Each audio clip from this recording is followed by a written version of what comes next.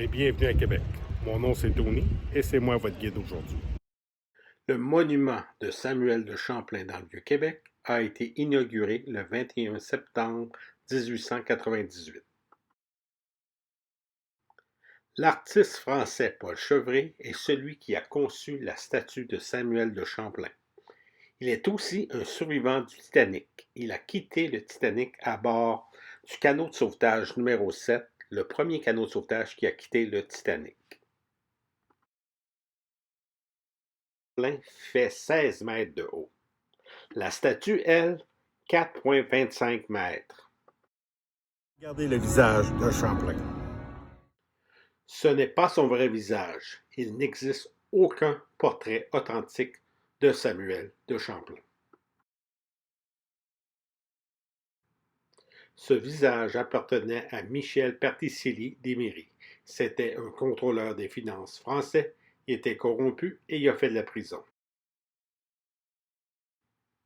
Champlain est représenté comme un mousquetaire tenant son chapeau dans la main droite et ses lettres de créance dans sa main gauche.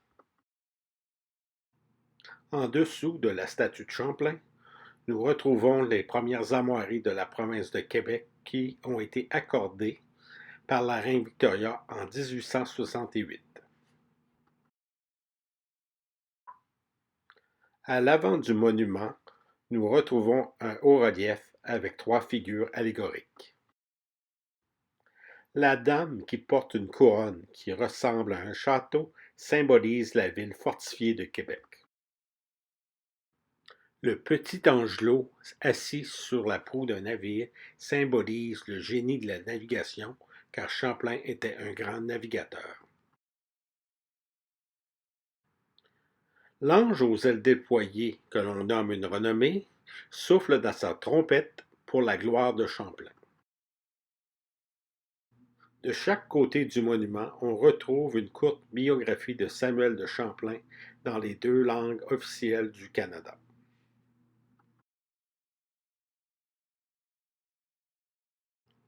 Les pierres de calcaire blanche du monument proviennent d'une carrière qui se trouve à 100 km au sud de la ville de Paris.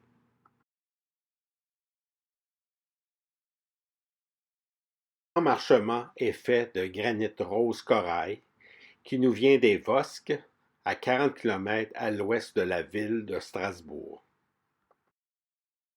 Si vous regardez derrière le monument, on y retrouve les armoiries de la ville de Brouage, la ville natale de Samuel de Champlain.